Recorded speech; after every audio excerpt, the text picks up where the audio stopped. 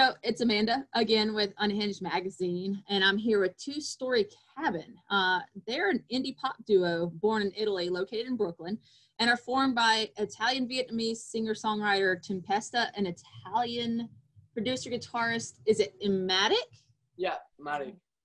Okay, you say it matic. Yes. Okay.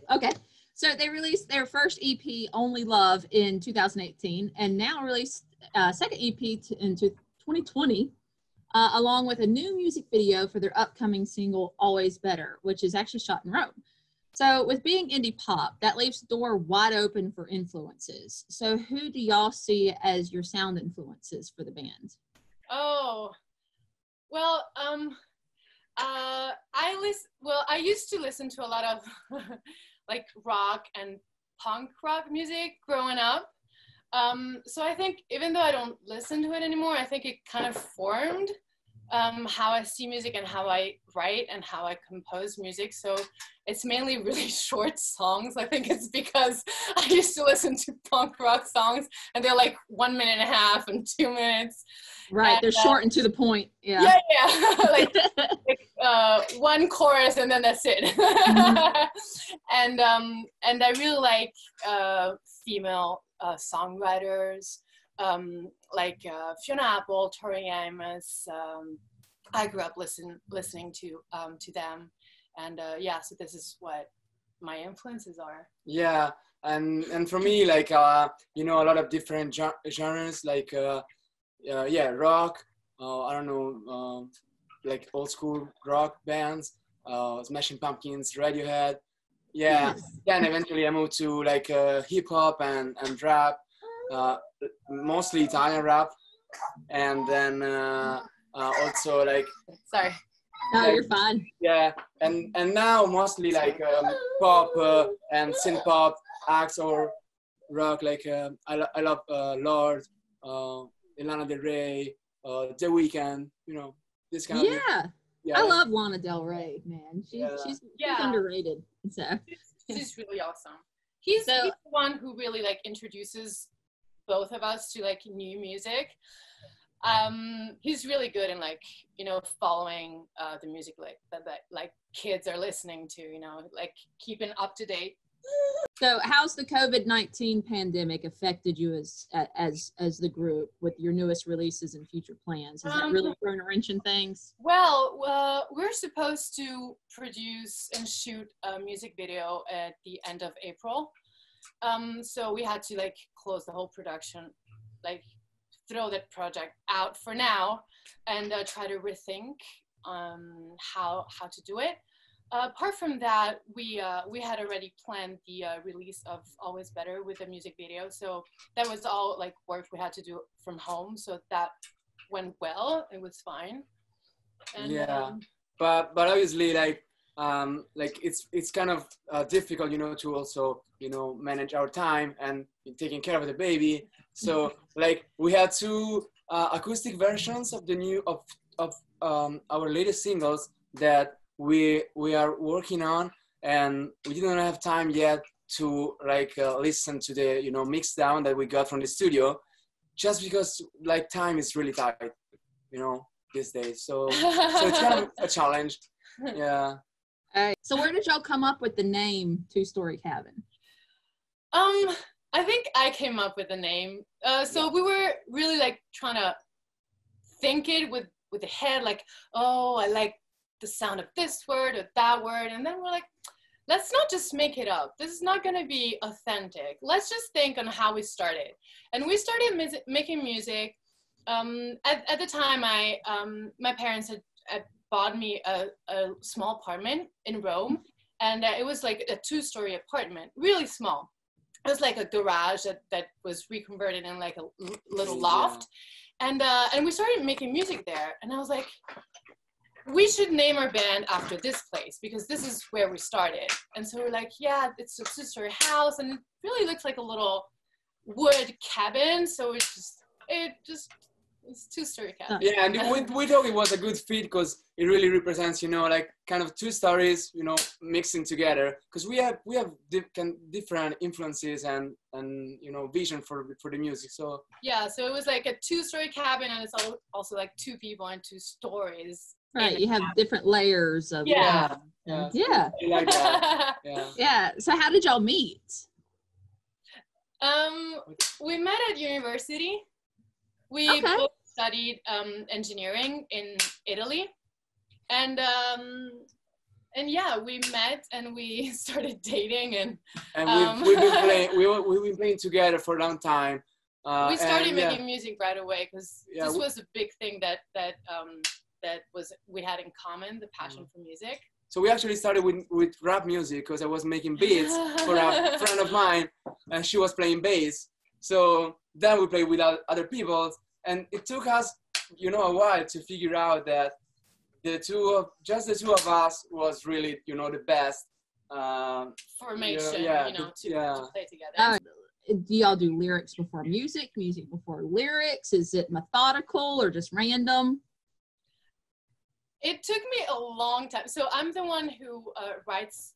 So basically, this is what we do. I write the lyrics and the song mainly with the chords and the melody, and then he takes care of the whole arrangement. And it took me a long time to figure out how to actually write a song. I started writing songs when I was like 11, something like that, and it was kind of tricky because do you write first the lyrics, first the music, first the melody? A lot of people do different things. So what I personally do when I start writing, I write a lot of text. I just write a lot of text, and whenever I sit down with a keyboard, because I compose with keyboard, I sit down with keyboard and I do some chords that I like, and I just, you know, go through the text and try to see what text that I wrote just clicks with the music that I'm doing, and then after the chords, it's the melody. Gotcha. And then she gives this raw, like stripped down material to me, and I start kind of you know, experimenting with sounds and trying to find, you know, the drums and synthesizers and guitar, whatever I think, you know, fits best. So it's like, yeah, put perfect little mesh going on. Yeah, and then we sit down together. Yeah, we sit down together and we work together. Because otherwise we fight. Like, it has to be almost ready for us to sit down together. Yeah. Because it's really hard to work. Like, it's really hard to like work. Only imagine. Step on each other's feet. So yeah. So now, so this process works. So yeah, that's what we do. I have a useless talent that not many people would know about. Oh, I used to have this useless talent when I was a kid. I don't have it anymore, but I'm just gonna show you so that you can, you know, have an idea of what it is. Yeah. Okay, so this was my talent. It's excited. My talent would be I would be able to do this. I don't know how to do it anymore, but I would be able to like do a wave with my belly. I don't know how to do it anymore, but the belly roll, yes. Like people would come up as a child in school and be like, "Can you show me that?" So I think I was pretty good at it. I like writing poetry, which is really useless. No. It's useless because no one, you know, likes to read poetry. But you know, I will call it a useless talent that I have. So if you weren't in music, you mentioned that you were in school for engineering. So I'm guessing if y'all weren't in music, engineering would be your career. If not, what were your goals in life before music happened? I was, I'm very proud to say that I am a retired engineer. I've worked as an engineer and then I quit. And apart from music, I'm also an actress. So this is what like my job is. Right. Yeah. And I'm still doing both works. So I'm an engineer. I work in, you know, information security, and then I also, you know, work in music in all the time, you know, that I have available for my day-to-day job. Yeah. Gotcha.